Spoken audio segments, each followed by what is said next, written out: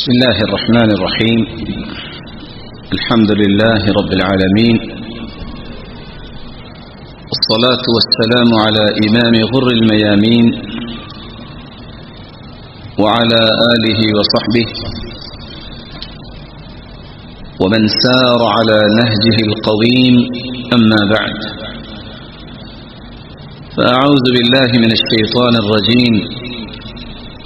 واتقوا فتنة لا تصيبن الذين ظلموا منكم خاصة واعلموا أن الله شديد العقاب. میرے انتہائی محترم، قابل قدر، لائق التکریم سامعین مکرم، اللہ رب العزت ہم سب کے خالق و مالک ہیں. مالک الملک نے انسان کو پیدا کیا اور یہ موت و حیات کا ایک سلسلہ قائم کیا، جس کا مقصد خود اللہ رب العزت بیان کرتے ہیں: الذي خلق الموت والحياة ليبلوكم أيكم أحسن عملا. اللہ تعالی یہ جاننا چاہتے ہیں کہ کون اچھا عمل کرتا ہے، لیکن مومن کی زندگی خیر ہی خیر ہے. رسول اللہ صلی اللہ علیہ وسلم کا فرمان ہے: عجبا لامر المؤمن ان امره كله خیر ان اصابته ضراء صبر فكان خيرا له وإن أصابته سراء شكر فكان خيرا له.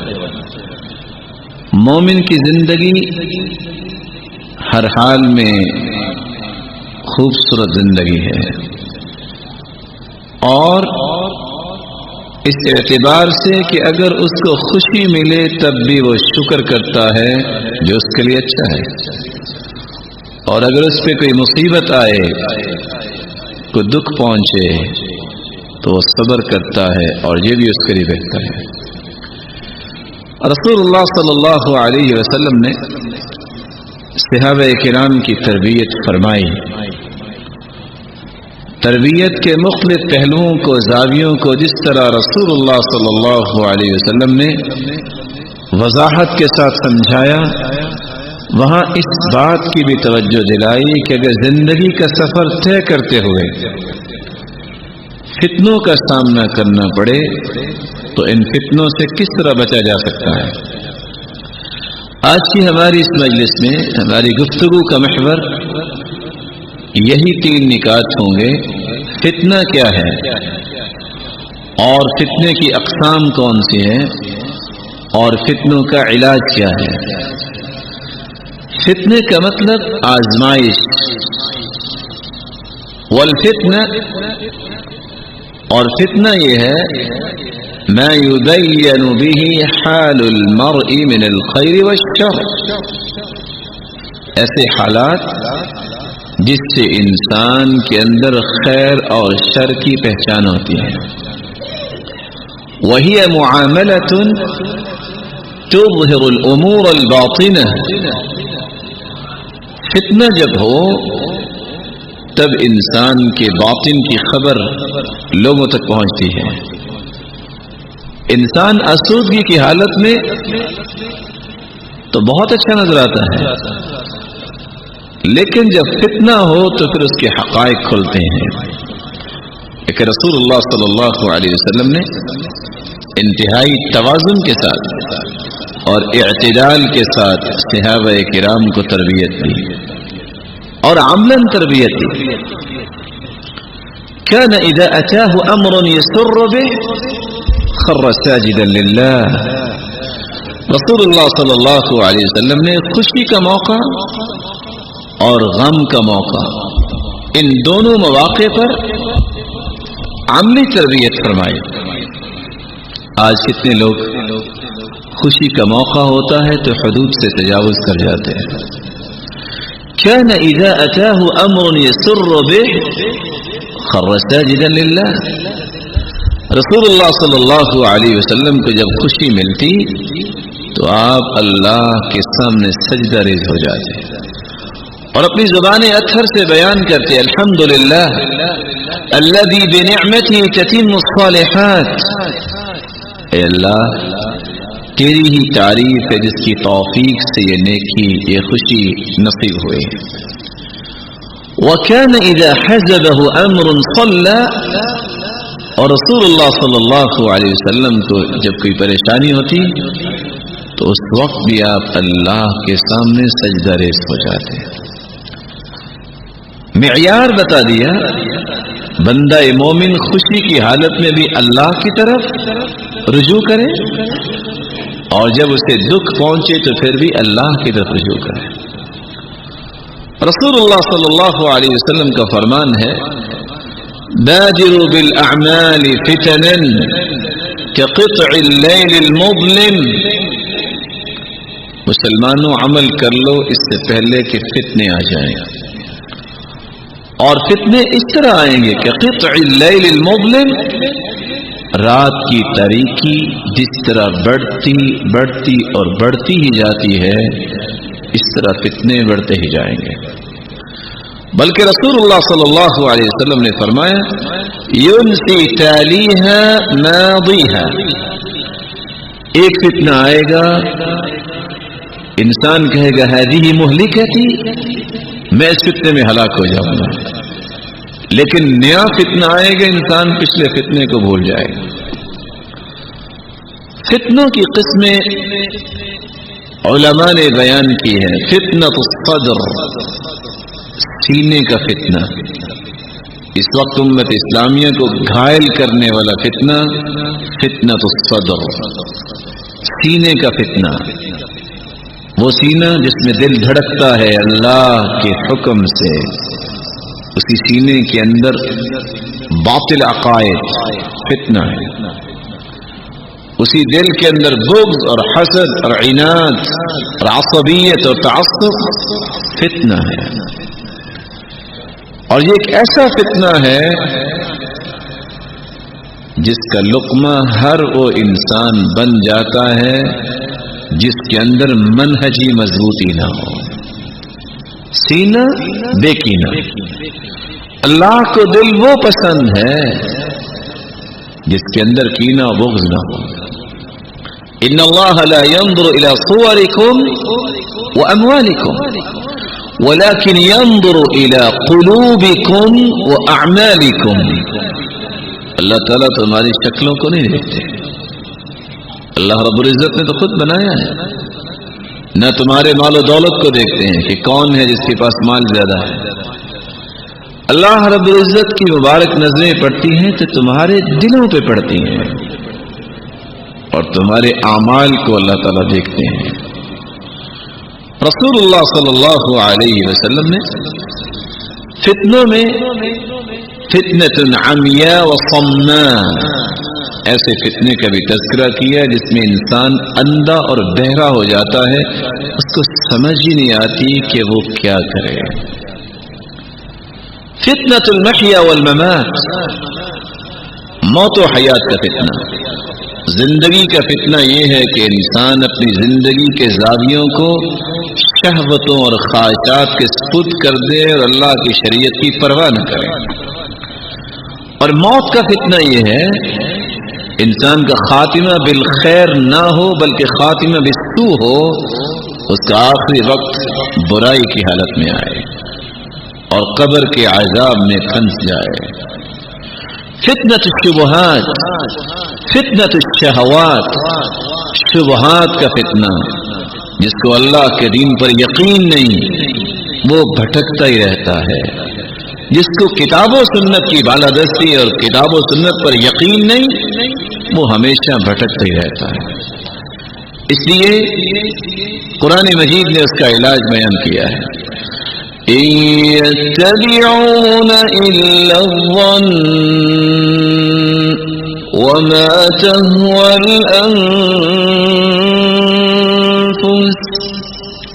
وہ اتباع کرتے ہیں گمان کی، خواہشات کی، اور قرآن مجید میں اللہ رب العزت فرماتے ہیں أرأيت من اتخذ إلهه هواه وأضله الله على علم جس شخص نے اپنے نفس کو اپنا معبود بنا لیا، وہ من چاہی زندگی گزارنا چاہتا ہے، رب شاہی کو نہیں مانتا، اپنے نفس کا غلام، اپنی رائے کا مرید بن جاتا ہے، وہ دنیا جہان کا علم بھی سیکھ لے وہ پھر بھی گمراہ ہے۔ وَأَضَلَّهُ اللَّهُ عَلَى عِلْمٍ، اللہ تعالیٰ اس کو گمراہ کرتے ہیں اس کے خبث باطن کی وجہ سے۔ رسول اللہ صلی اللہ علیہ وسلم نے اس لیے فرمایا تھا سب سے زیادہ دنیا میں اگر لوگ کسی کی بات مانیں گے تو اپنے نفس کی مانیں گے، اور یہ ایک ایسا مرض ہے جب انسان اس مرض میں مبتلا ہو جاتا ہے اس کی واپسی بہت مشکل ہو جاتی ہے۔ جب تک توبہ نہیں کرتا اس وقت تک اس سے واپسی ممکن نہیں ہے۔ فلا يغرنكم الحياة الدنيا ولا يغرنكم بالله الغرور، شیطان تو بہکاتا ہے، یہ دنیا کی زندگانی کا نشہ یہ انسان کو جب چمٹ جاتا ہے تو انسان کو پھنساتا ہے۔ اس لیے فتنۃ الشہوات اور فتنۃ الشبہات، شبہ اس وقت تک دور نہیں ہوتا جب تک قرآن نہ پڑھا جائے، شبہ اس وقت تک دور نہیں ہوتا جب تک حدیث نہ پڑھی جائے۔ جو لوگ کتاب و سنت سے دور ہیں ان کی زندگی شبہات کے سپرد ہے، وہ کبھی بھی صراط مستقیم پر گامزن نہیں ہو سکتے، اور شہوت پہ کنٹرول اس وقت تک نہیں ہو سکتا جب تک انسان کے اندر صبر نہ آئے، وہ معاشرے کی مشکلات کے اوپر ٹالریٹ نہیں کرتے۔ انما يوفى الصابرون اجرهم بغير حساب،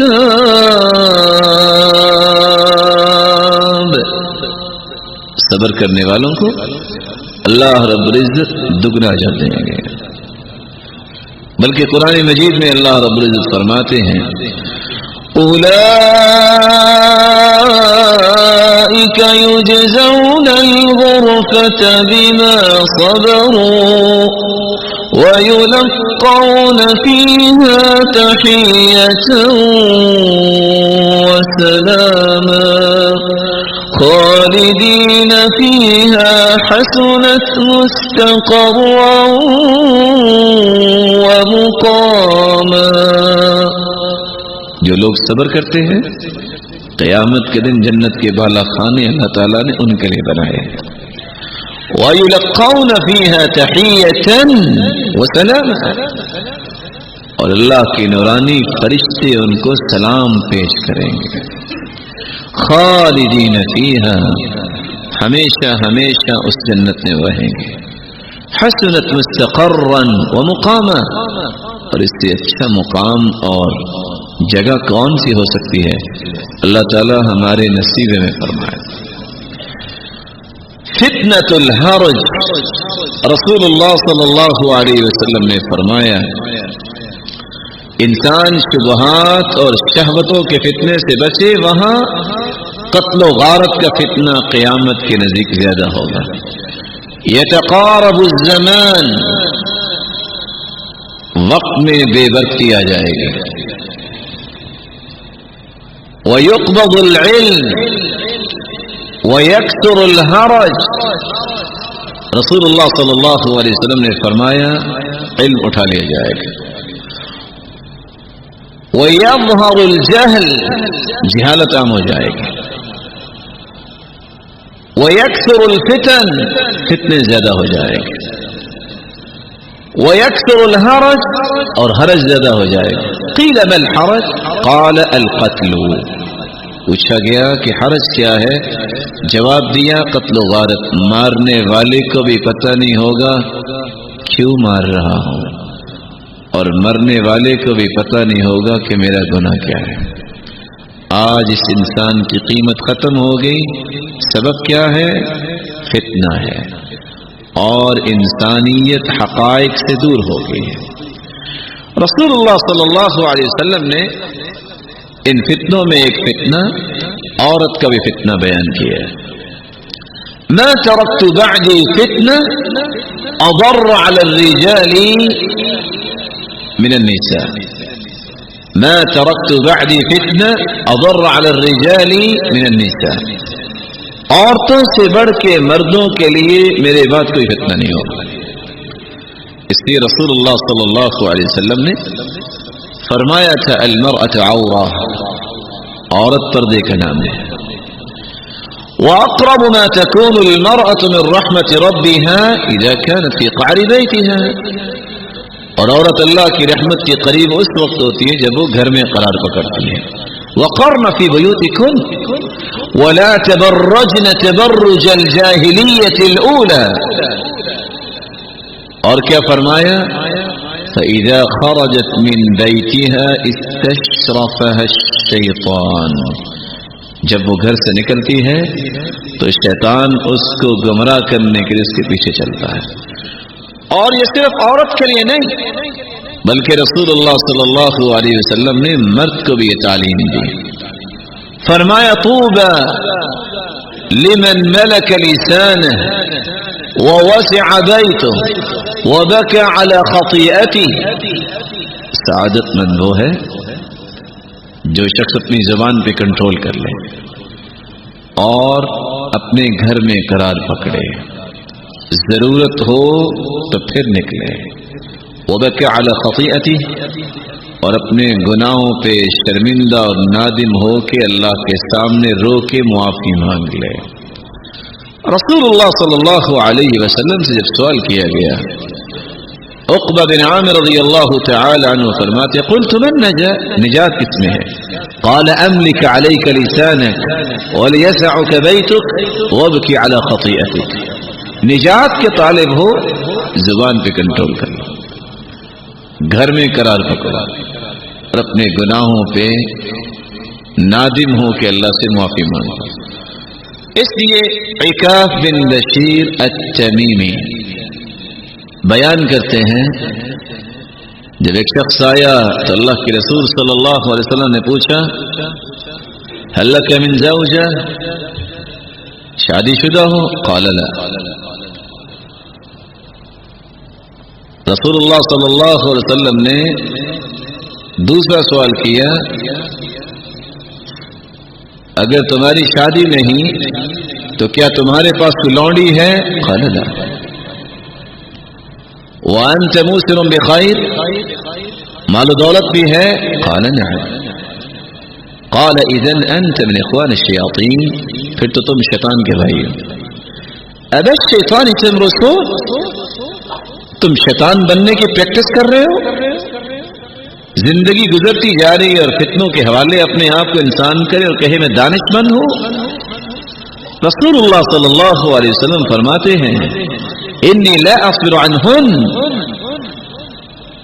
اور فرمایا دنیا کے اندر مجھے پسندیدہ چیزیں ہیں الطیب وجعلت قرۃ عینی فی الصلاۃ والمرأة الصالحہ، نیک عورت، خوشبو اور نماز کو میری آنکھوں کی ٹھنڈک بنا دیا گیا۔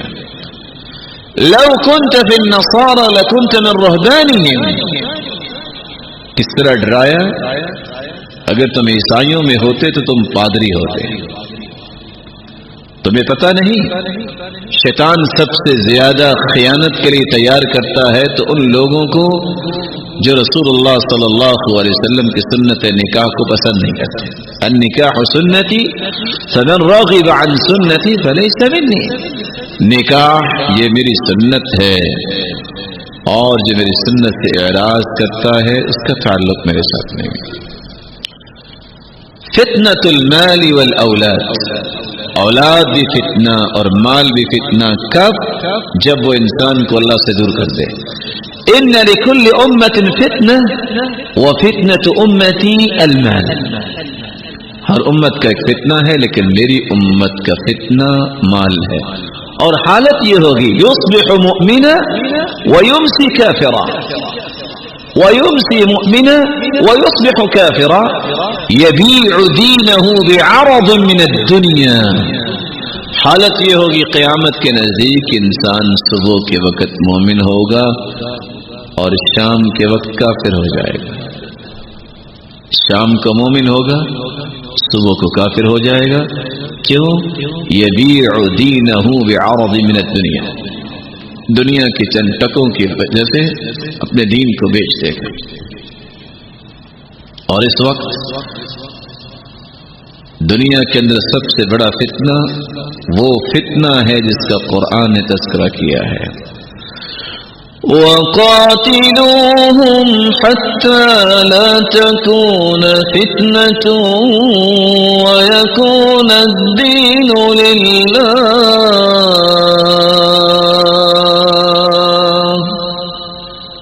قتال کرو کافروں کے ساتھ، مشرکوں کے ساتھ، جب تک کہ فتنہ ختم ہو جائے اور خالص دین اللہ کے لیے ہو جائے. تو شرک بہت بڑا فتنہ ہے. دجال کا فتنہ، رسول اللہ صلی اللہ علیہ وسلم نے فرمایا کوئی ایسا پیغمبر نہیں آیا جس نے دجال کے فتنے سے قوم کو خبردار نہیں کیا. بے عملی کا فتنہ، تقلید کا فتنہ، یہ وہ فتنے ہیں جس نے امت کو اصل منہج سے دور کیا. صحیح بخاری کی روایت ہے، رسول اللہ صلی اللہ علیہ وسلم نے فرمایا جب انسان فوت ہو جاتا ہے، قبر میں چلا جاتا ہے تو فرشتے سوال کرتے ہیں من ربک، تیرا رب کون ہے؟ اما المؤمن، جو مومن ہے وہ جواب دیتا ہے ربی اللہ. ماذا تقول في هذا الرجل الذي بعث فيكم، کیا کہتے ہو اس پیغمبر کے بارے میں جس کو مبعوث کیا گیا؟ ما دینک، تمہارا دین کیا ہے؟ وہ تینوں جواب بڑی تسلی کے ساتھ دیتا ہے اور فرشتے سوال کرتے ہیں تم نے ان سوالات کے جواب کیسے دے لیے؟ وہ کہتے ہیں قرأت القرآن وعملت بما فيه وصدقت، میں نے قرآن پڑھا، عمل کیا، اس کی تصدیق کی اور جواب کی. اللہ تعالیٰ نے توفیق دے دی. جب یہ جواب دیتا ہے تو آسمان سے ایک آواز آتی ہے ان صدق عبدی، میرے بندے نے سچ کہا ہے.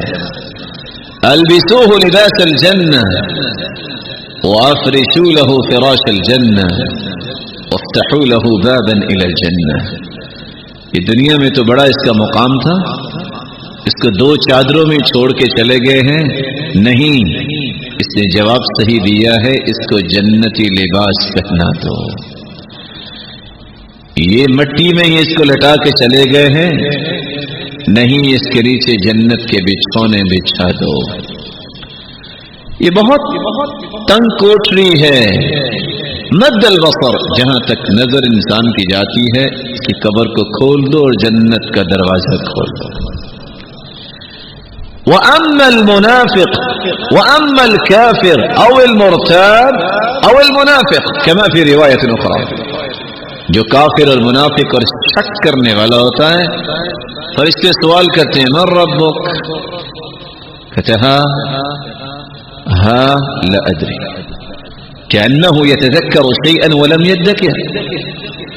وہ ہاں کیوں کہتا ہے؟ سوچتا ہے یہ کلمہ تو میں نے سنا تھا رب، لیکن یاد نہیں آیا. اور ساتھ کیا کہتے ہیں اقول كما يقول الناس، میں تو لائی لگ تھا جیسے لوگ کہتے میں بھی کہہ دیتا تھا. دوسرا سوال، تیسرا سوال، تینوں سوالوں میں یہی جواب ہے اقول كما يقول الناس، جیسے لوگ کہتے تھے میں تو ویسے کہتا تھا. آواز آتی ہے ان کذب عبدی، اس نے جھوٹ بولا ہے، اس کے پاس پیغام تو پہنچا تھا.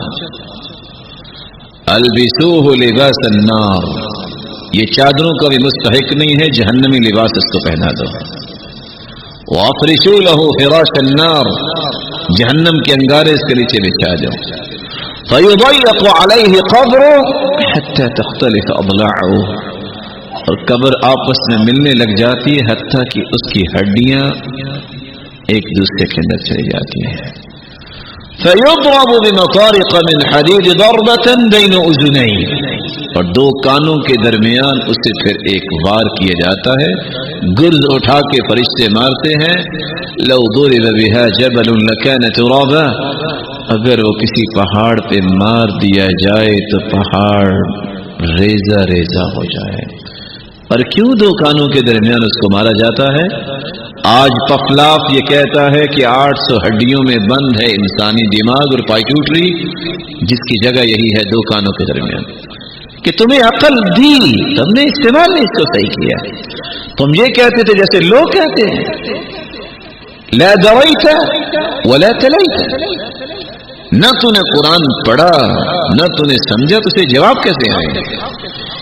یہ تقلید کا فتنہ، اپنے آپ کو دوسروں کے حوالے کر دینا اور قرآن و سنت کو چھوڑ دینا، یہ انسان کو اللہ رب العزت کی رحمت سے دور کر دیتا ہے. ان تمام فتنوں کا علاج قرآن و سنت نے بیان کیا ہے. سب سے پہلا علاج الایمان والیقین. علاج اس وقت تک فتنوں کا نہیں ہوتا جب تک انسان کا ایمان یقین نہ ہو. اسی لیے اللہ رب العزت فرماتے ہیں يثبت الله الذين آمنوا بالقول الثابت في الحياة الدنيا وفي الآخرة ويضل الله الظالمين ويفعل الله ما يشاء.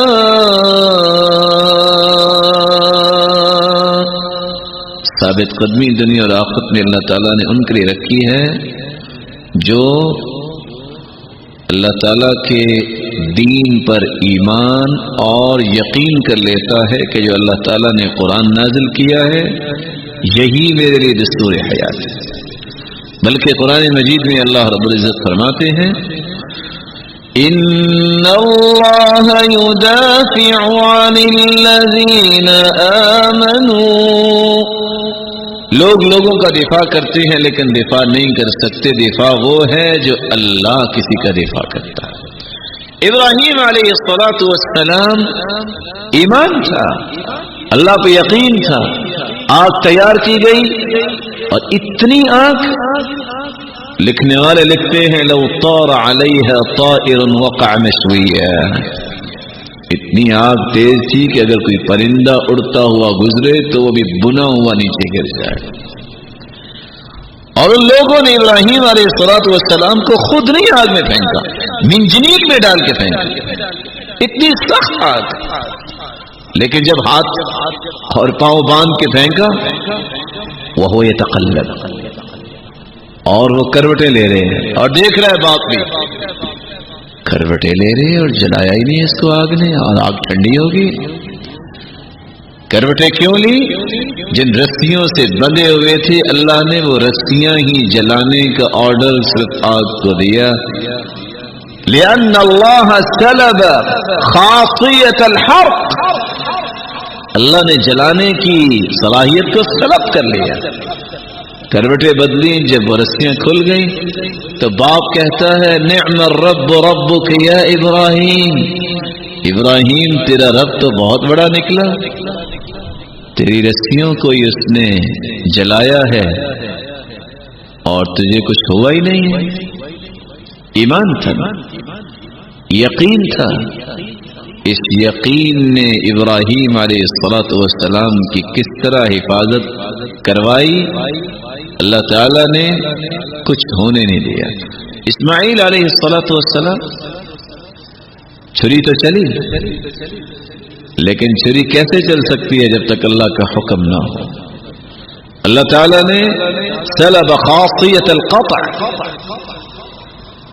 کاٹنے کی صلاحیت ہی چھری سے چھین لے. مخلوق کس طرح وہ کاٹ سکتی تھی؟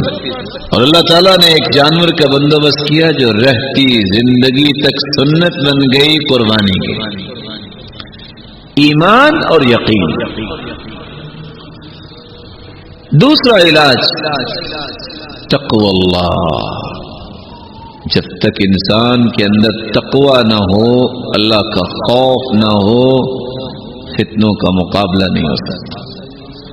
یہ خشیت الہی انسان کو مضبوط کرتی ہے، یہی اصل طاقت ہے. اور خوف بھی ہو تو ابو بکر صدیق رضی اللہ تعالی عنہ جیسا درخت کے سامنے کھڑے ہیں اور رو رہے ہیں اور کہہ رہے ہیں یا لیتنی کنت شجرۃ تعضد ثم تؤکل. کاش میں ایک درخت ہوتا، مجھے کاٹ کے جانوروں کے سامنے ڈال دیا جاتا اور میرا کل کو حساب نہ ہوتا. کون ہے افضل الامت بعد نبیها؟ اس امت میں سب سے افضل رسول اللہ صلی اللہ علیہ وسلم کے بعد، اور جس کے لیے جنت کے 8 دروازے کھول دیے جائیں گے. عمر رضی اللہ تعالی عنہ رو رہے ہیں، 22 لاکھ مربع میل کے فاتح. اخذ تبنا فقال یا لیتنی کنت تبنا. دھاگے کو اٹھاتے ہیں اور کہتے ہیں کاش میں دھاگا ہوتا، میرا کل قیامت کے دن حساب نہ ہوتا. یا لیتنی لم تلدنی امی. کاش میری ماں نے مجھے جنا نہ ہوتا. اور عائشہ رضی اللہ تعالی عنہا جس کو جبریل سلام کہتے، عائشہ رضی اللہ تعالی عنہا جس نے رو رو کے اپنا دوپٹہ، اس کے آنسوں سے تر ہے. پوچھنے والے نے پوچھا کیا ہوا، اور ہاتھ میں درخت کا ایک پتا ہے اور کہتی ہیں یا لیتنی کنت ورقۃ من هذه الشجرة. کاش میں بھی اس پتے کی طرح ہوتی، کوئی جانور کھا لیتا اور قیامت کے دن مجھے حساب نہ دینا پڑتا. خوف ایسا. بکریوں کے چرواہے سے عبداللہ ابن مسعود رضی اللہ تعالی عنہ نے کہا ایک جانور مجھے دے دو اور اس کی قیمت لے لو. کہا نہیں، میرے مالک نے منع کیا ہے. کہا مالک کون سا دیکھ رہا ہے؟ تم کہنا بھیڑیا کھا گیا ہے. کہا میرا مالک تو نہیں دیکھ رہا، لیکن میرے مالک کا مالک تو دیکھ رہا ہے. مراقبت اللہ. اللہ کی مراقبت جب انسان کو نصیب ہو جاتی ہے، اللہ کا خوف، تو پھر اللہ رب العزت فتنوں سے نکلنے کے راستے بنا دیتے ہیں. وَمَن يَتَّقِ اللَّهَ يَجْعَل لَّهُ مَخْرَجًا وَمَن يَتَّقِ اللَّهَ يَجْعَل لَّهُ مِنْ أَمْرِهِ يُسْرًا. جب تقوی انسان کو نصیب ہو جاتا ہے تو اللہ نکلنے کے راستے بنا دیتے ہیں. اللہ تعالیٰ مشکلات کو آسانیوں میں بدل دیتے ہیں. اس لیے علی رضی اللہ تعالی عنہ فرمایا کرتے تھے تقوی حقیقت میں ہے کیا؟ تقوی 4 ستونوں پہ اس کی عمارت کھڑی ہوتی ہے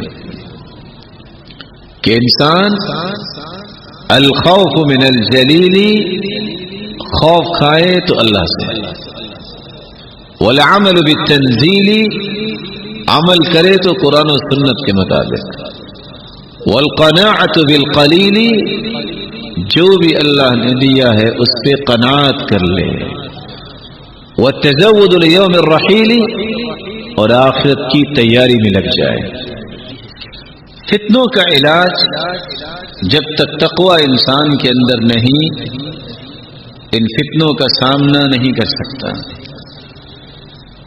علاج جو رسول اللہ صلی اللہ علیہ وسلم نے بیان کیا ہے، ان علاجات میں سے ایک علاج یہ بھی ہے فتنة الرجل في أهله وماله ونفسه وولده وجاره، کسی کا گھر میں فتنہ ہے، کسی کا اپنے انسان کے نفس میں فتنہ ہے، اولاد کا فتنہ ہے، اور پڑوسی کا فتنہ ہے، اہل و عیال کا فتنہ ہے، اپنا فتنہ۔ زندگی تو ہے، صلاحیت تو ہے، لیکن نماز نصیب نہیں، ہدایت نصیب نہیں، فتنہ ہے۔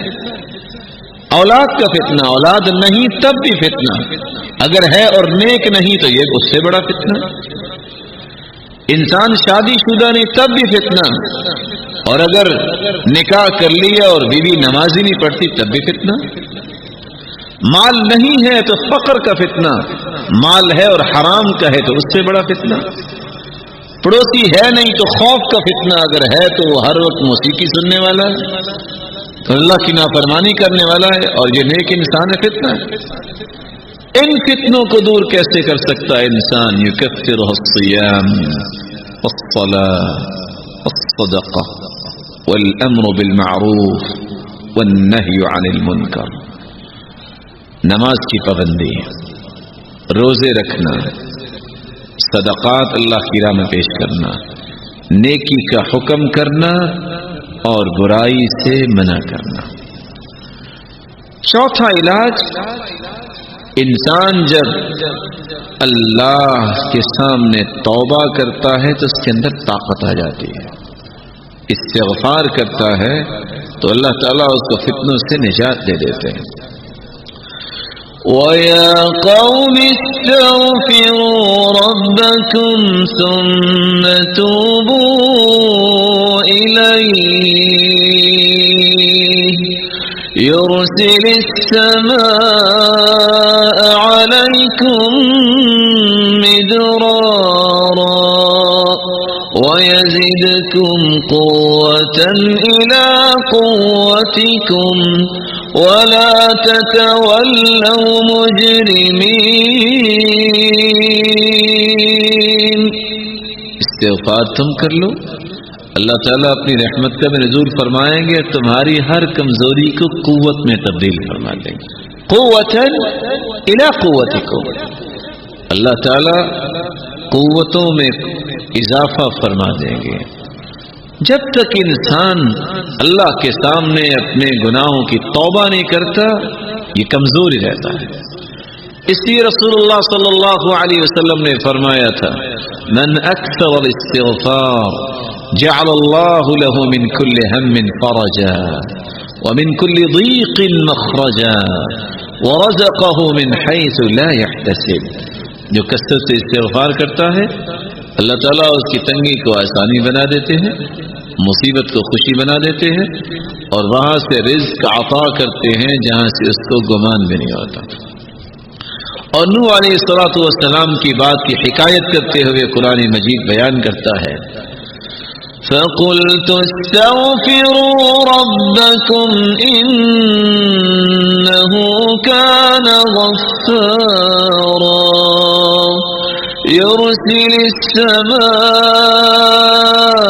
عَلَيْكُمْ مِدْرَارًا وَيُمْدِدْكُمْ بِأَمْوَالٍ وَبَنِينَ وَيَجْعَلْ لَكُمْ جَنَّاتٍ وَيَجْعَلْ لَكُمْ أَنْهَارًا مَا لَكُمْ لَا تَرْجُونَ لِلَّهِ وَقَارًا۔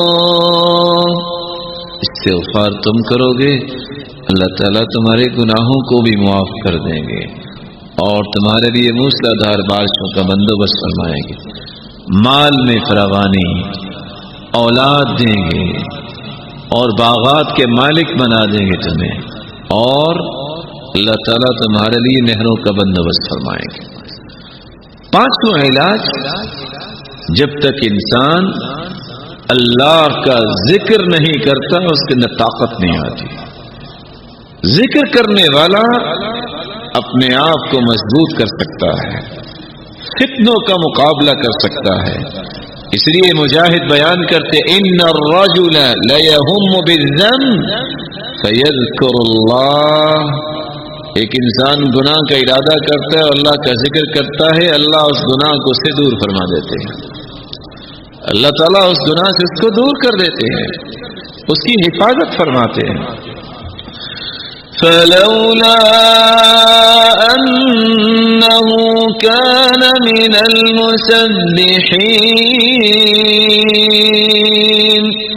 للبث في بطنه إلى يوم يبعثون۔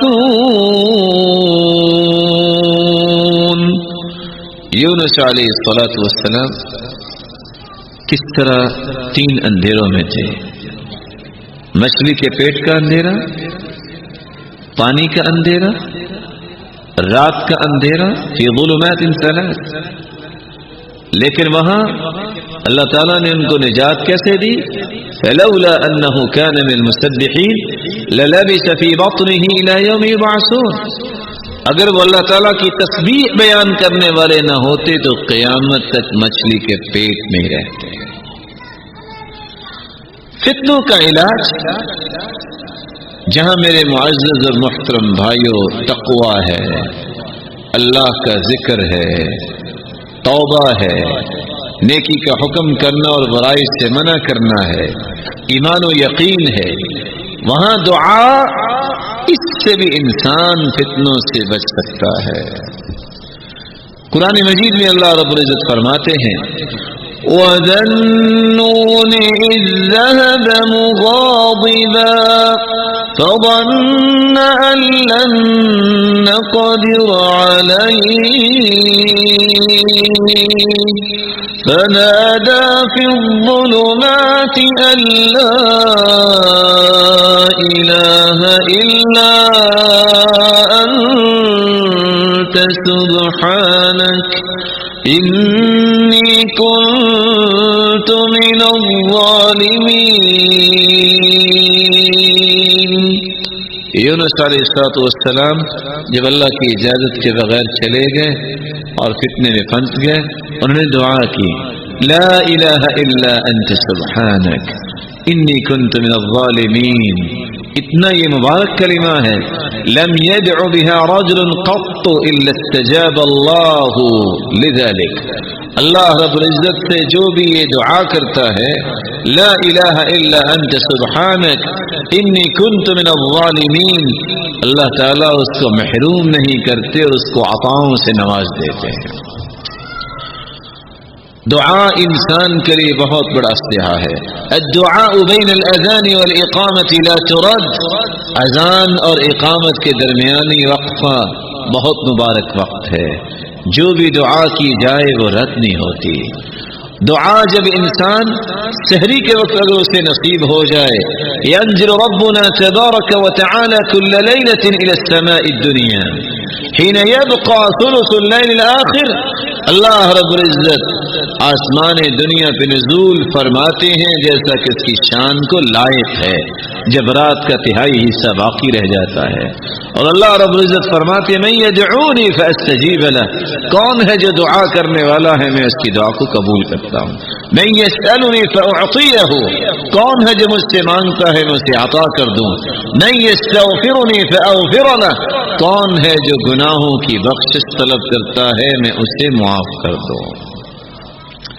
ان ربکم حی کریم یستحی من عبده اذا رفع یدیہ الیہ ان یردہما صفرا خائبتین، گناہ انسان کرتا ہے جس کی وجہ سے آزمائشیں آتی ہیں، لیکن جب ہاتھ اٹھا لیتا ہے انسان اللہ کے سامنے تو اللہ رب العزت کے پیارے پیغمبر فرماتے ہیں اللہ کو حیا آتی ہے، میرے بندے نے ہاتھ اٹھا لیے ہیں اب میں خالی واپس لوٹا دوں؟ نہیں، اللہ تعالیٰ عطائیں فرماتے ہیں۔ صبر یہ بھی فتنے کا علاج ہے۔ کس طرح یوسف علیہ السلام نے صبر کیا، کس طرح اللہ پہ توکل اور بھروسہ اور اعتماد کیا، اس صبر کا نتیجہ کیا نکلا؟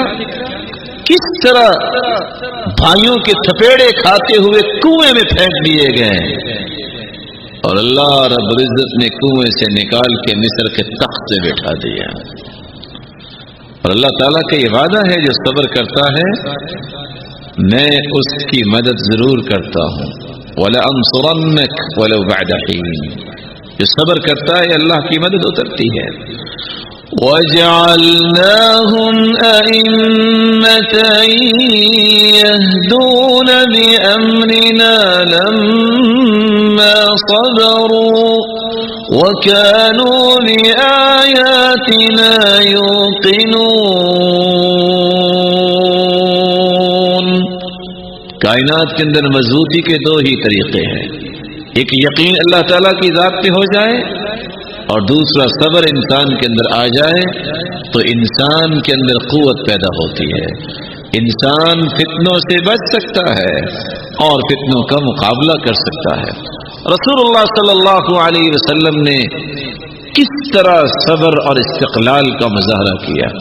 لوگوں نے دیوانہ بھی کہا، لوگوں نے نہ جانے کیا کچھ کہا، یہاں تک کہ ایسے بھی بدبخت لوگ تھے. منہم من سبہ ومنہم من حثا علیہ التراب ومنہم من تفل فی وجہہ. کیسے بدبخت، کسی نے مٹی اٹھا کے پھینکی، کسی نے گالی دی اور کسی نے توہین کرنے کے لیے آپ کی طرف منہ کر کے تھوکنا بھی پسند کیا. اللہ تعالیٰ نے ان کو نیست و نابود تو کر دیا لیکن رسول اللہ صلی اللہ علیہ وسلم نے اپنے مشن کو نہیں چھوڑا.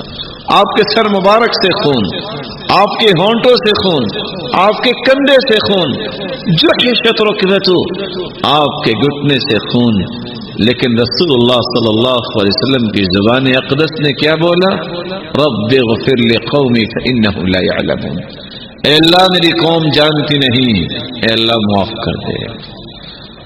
فرشتے کو اللہ تعالیٰ نے بھیجا، ان شئت ان اطبق بین الاخشبین، ان اطبق، میں اس قوم کو جو آپ کو تنگ کر رہی ہے اللہ نے حکم دیا ہے کہ دو پہاڑوں کے درمیان ان کو پیس کے رکھ دوں. قال لا، میں اس بات کو پسند نہیں کرتا. ارجو ان یخرج اللہ من اصلابہم من یعبدون. میں تو اس مشن پہ کام کر رہا ہوں کہ یہ نہیں مانتے ان کی پشتوں سے نکلنے والی اولاد تو کم از کم اللہ کو ماننے والی بن جائے. صبر انسان کو کندن بناتا ہے، بے صبری انسان کو زنگ آلود کر دیتی ہے. اللہ رب العزت ہمارے اندر بھی تحمل اور بردباری پیدا فرمائے. اور یاد رکھنا، دنیا کے اندر قیادت اور لیڈرشپ اس انسان کو نصیب ہوتی ہے جس کے اندر برداشت کا مادہ ہو. جانتے ہیں احنف ابن قیس کو؟ جب عرب کے لوگ اس کو اپنا سردار بنانے لگے تو کسی نے کہا آج اس کو دیکھے تو صحیح، اس کے اندر حلم اور بردباری کتنی ہے. بھری مجلس میں کہنے والا کہتا ہے میں آپ کی والدہ سے نکاح کرنا چاہتا ہوں. ہو سکتا ہے کہ یہ سوال کوئی سنے ہم میں سے. کہا بیٹا اس طرح کے سوالات مجالس میں نہیں کرتے، گھر تشریف لائیے. کہا نہیں ابھی جواب دو. کہا بیٹا میرا مشورہ ہے کہ تم میری والدہ سے شادی نہ کرو، وہ بوڑھی عورت ہے اور آپ کی خدمت نہیں کر سکے گی اور آپ جوان ہو، آپ کو خدمت کی ضرورت ہے. کہا نہیں ابھی اس کا جواب دو. کہا اچھا، السیب تعرب عن نفسها، وہ بوڑھی عورت ہے اور میرا باپ دنیا سے جا چکا ہے، اس کا مشورہ لینا ضروری ہے. تو میں پوچھوں گا اگر وہ مان گئی تو ٹھیک ہے، وگرنہ میری معذرت کو قبول کرنا. لوگوں نے کہا یہ حق رکھتا ہے کہ اس کو سردار بنایا جائے. کون ہے یہ سوال کرے گا؟ لونڈی اس وقت آگ کے انگارے لے کے آ رہی ہے، اس وقت یہ انداز تھا آگ تپانے کا. نو مولود بچہ اچانک اس کے ہاتھ سے گرا اور آن دا اسپاٹ فوت ہو گیا اور وہ گھبرا گئی. کہا ادھر آؤ، انت حر لوجه اللہ، جاؤ آج کے بعد تم آزاد ہو. کہا یہ کیا؟ کہا غصہ آیا تو غصہ دور کیا، اس کو آزاد کر کے. کہا یہ حق رکھتا ہے کہ سردار بنایا جائے. عائشہ اور ترماح دو شاعر ہیں. عائشہ کہتا ہے تم بھی شاعر، میں بھی شاعر، تم بھی بڑے فصیح و بلیغ ہو، میں بھی بہت فصیح و بلیغ ہوں، لیکن لوگ تمہیں ہاتھوں پہ اٹھاتے ہیں، میری تو بات نہیں سنتا. وجہ کیا ہے؟ کہا ادھر آؤ. اس کی انگلی پکڑی اور اپنے منہ میں ڈال لی، اس کو چبایا اور اس نے چیخیں چھوڑ دی. پھر اس کی انگلی نکالی، اپنی انگلی اس کے منہ میں ڈال دی. اس نے خوب چبایا، خاموشی سے بیٹھا رہا. جب اس نے چھوڑا کہا تیرا میرا یہ فرق ہے، تم برداشت کرنا نہیں جانتے. کام کرنا ہے تو برداشت کرنا پڑے گا. جب تک انسان کے اندر یہ صلاحیت پیدا نہیں ہوتی وہ قوم کو لیڈ نہیں کر سکتا، وہ قوم کے سامنے کوئی مشر راہ نہیں بن سکتا. اس لیے معاویہ رضی اللہ تعالی عنہ کہا کرتے تھے لا حلیم الا ذو عثرہ ولا حکیم الا ذو تجربہ. حکمت و دانائی اس وقت تک انسان کی زبان پہ نہیں آتی جب تک تجربات نہ ہو، اور جب تک وہ معاشرے کے اندر تھپیڑے نہیں کھاتا اس کے اندر حلم و بردباری نہیں آتی. اس لیے اللہ سے ہر وقت دعا کرنی چاہیے، اللہ رب العزت ہمیں یہ قوت اور طاقت نصیب فرمائے کہ ہم حلم و بردباری اپنے اندر پیدا فرمائے. 8واں علاج توکل، بھروسہ اللہ پر، یقین اللہ پر. کیسا یقین؟ اکلوتی جان، وہ چھوٹا سا بچہ جو ابھی محتاج ہے تو کس کا، اس کو دودھ ماں نے پلانا ہے اللہ کی رحمت سے، وہ صحیح حرکت بھی نہیں کرتا. ابراہیم علیہ الصلوۃ والسلام نے کہاں چھوڑا؟ لا انیس ولا جلیس وليس امامها الا الغبراء ولا اضلته الخضراء. کوئی انسان نہیں ہے، زندگی کے مقومات نہیں ہے. بواد غیر ذی زرع. آج سوچئے ایک عورت ہو اور ایک بچہ ہو، اس کو چھوڑ کے چلا جائے انسان کسی صحرا میں، زندہ رہے گا؟ یا ممکن ہے کہ کوئی چھوڑ کے آ جائے؟ جب جانے لگے ابراہیم علیہ الصلوۃ والسلام، ماذا قالت الواثقۃ باللہ، کس طرح حاضر علیہ الصلوۃ والسلام نے سوال کیا اللہ امرک ان تترکنا هنا، کیا اللہ کا حکم ہے کہ آپ ہمیں یہاں چھوڑ کے جا رہے ہیں؟ فاشار برأسه ای نعم. تو ابراہیم علیہ الصلوۃ والسلام نے اپنے سر مبارک سے اشارہ کیا کہ جی ہاں. کیا توکل تھا اس عورت کا. کیا کہتی ہے؟ اذن لا یضیعنا، اگر اللہ کا حکم ہے تو پھر اللہ ہمیں ضائع نہیں کرے گا. چند قدم ادھر چلیں صفا کی طرف، مروہ کی طرف، اللہ کو وہ قدم اتنے اچھے لگے رہتی زندگی تک طے کر دیا کہ مرد بھی جب تک صفا مروہ پہ نہیں جائے گا اس کا عمرہ مکمل ہی نہیں ہوگا. توکل یہ انسان کو فتنوں سے بچاتا ہے. اللہ پہ بھروسہ، اللہ پہ اعتماد، ہوگا وہ جو میرا رب چاہے گا. رسول اللہ صلی اللہ علیہ وسلم نے اسی عبداللہ بن عباس رضی اللہ تعالی عنہ سے کہا تھا یا غلام انی اعلمک کلمات احفظ اللہ یحفظک، میں چند کلمات تمہیں سکھانا چاہتا ہوں تو میں ان کی حفاظت کر لینا، اللہ تیری حفاظت کریں گے. لو ان الامہ اجتمعت على ان ينفعوك بشيء لم ينفعوك الا قد كتبه الله لك. پوری کائنات تجھے نفع دینا چاہے نفع نہیں دے سکتی جب تک تیرا رب نہیں چاہے گا. وَلَوْ أَنَّهُمْ اجْتَمَعُوا عَلَىٰ أَن يَضُرُّوكَ بِشَيْءٍ لَمْ يَضُرُّوكَ بِشَيْءٍ إِلَّا قَدْ كَتَبَهُ اللَّهُ عَلَيْكَ. پوری کائنات اگر تمہیں نقصان دینے کے لیے جمع ہو جائے تو تجھے نقصان نہیں دے سکتی جب تک تیرا رب نہیں چاہے گا. رسول اللہ صلی اللہ علیہ وسلم نے فتنوں کا نواں علاج یہ بیان کیا ہے الوقایۃ من الفتن. فتنوں سے انسان کو بچنا بھی چاہیے. التعوذ من الفتن. رسول اللہ صلی اللہ علیہ وسلم نے مختلف دعائیں سکھائیں. عمر رضی اللہ تعالی عنہ فرماتے ہیں دعا کیا کرتے رضینا باللہ ربا وبالاسلام دینا ونعوذ بالله من سوء الفتن.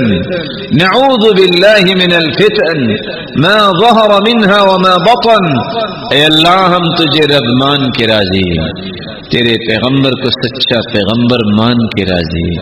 اے اللہ ہمیں فتنوں سے بچا، ظاہری فتنوں سے بھی بچا اور باطنی فتنوں سے بھی بچا.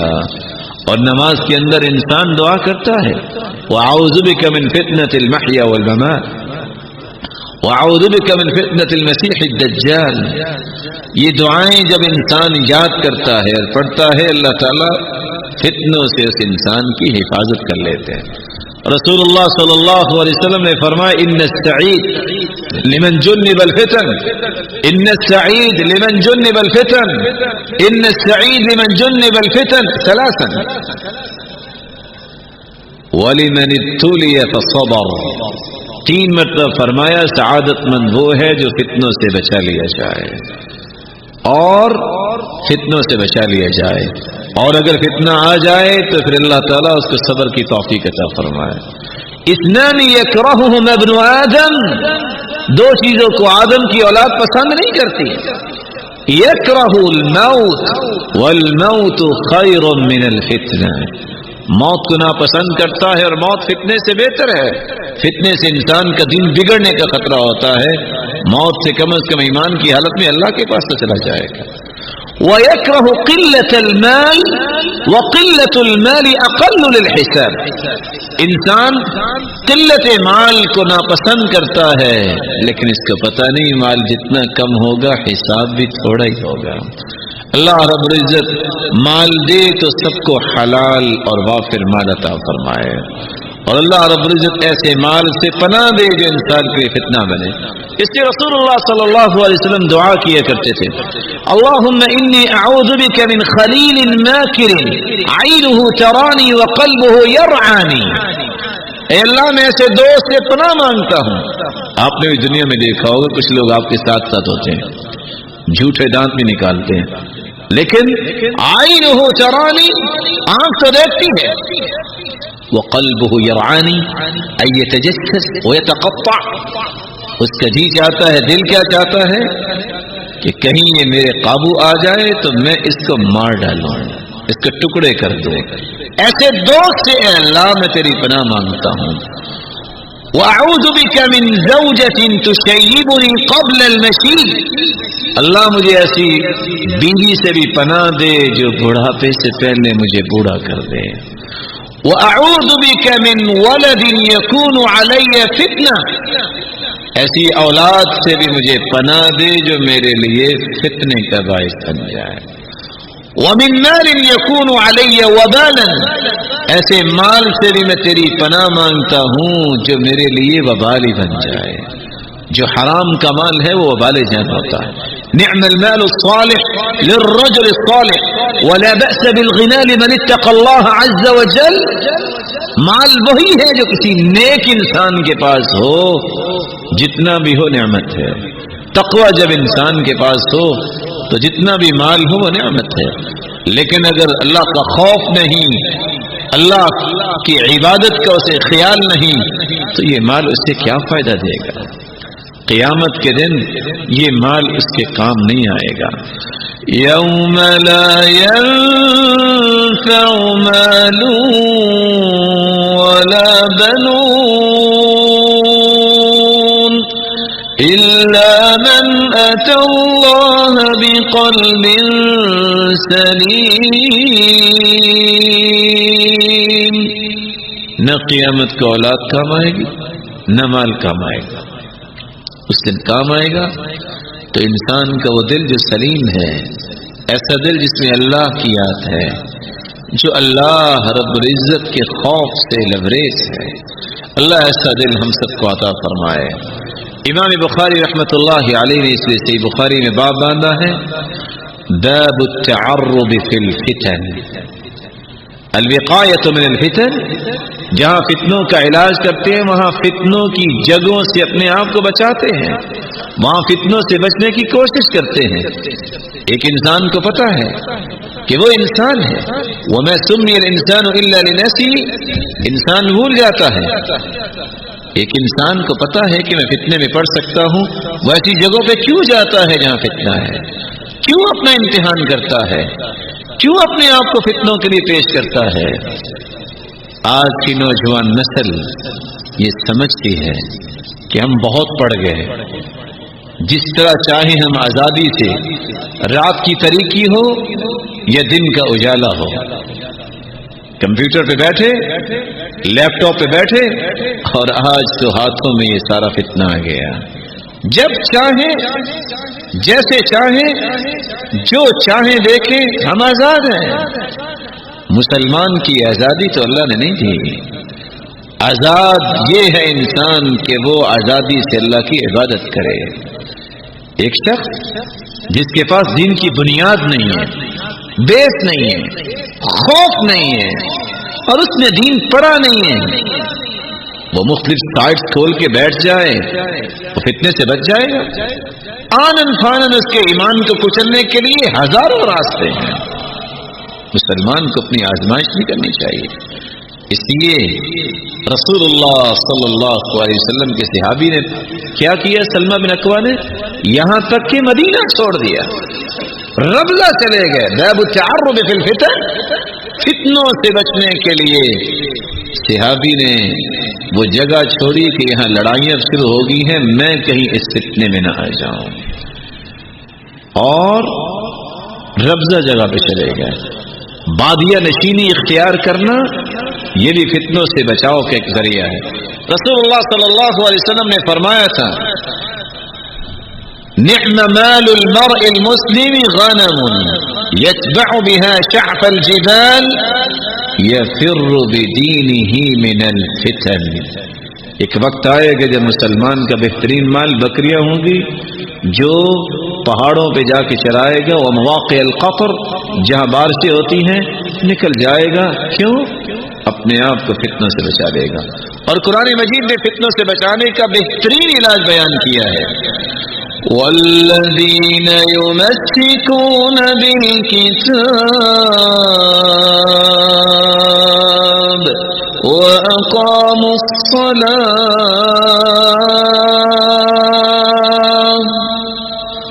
وآتوا الزكاة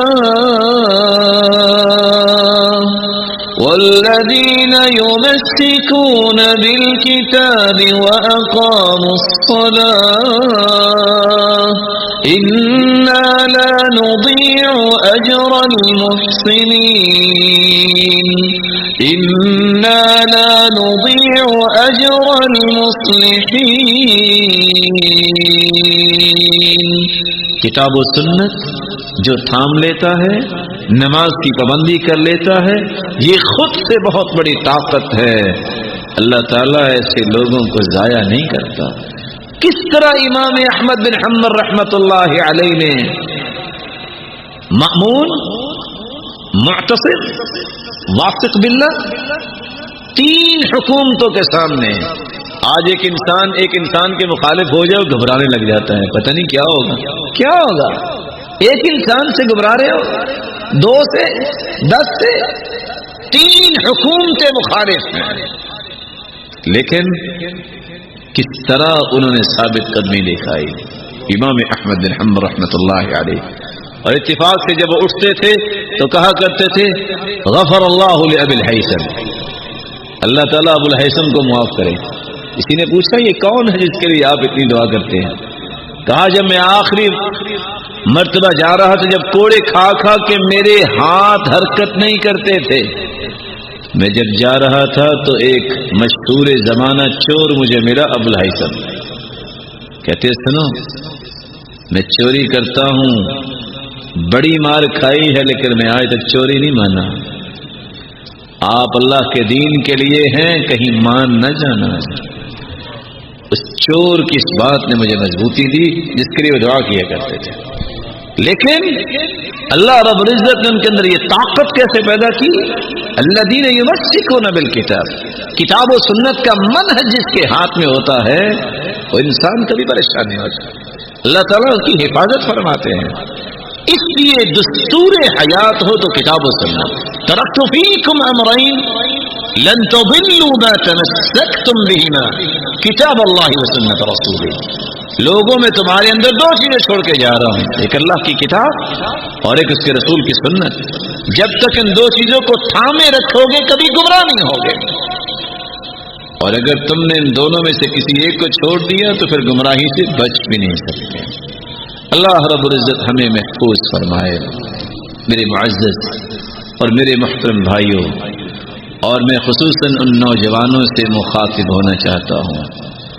قیامت کے دن لا تزول قدم عبد حتى يسأل عن 4. انسان حرکت نہیں کر سکے گا جب تک 4 سوالوں کا جواب نہیں دے دے گا.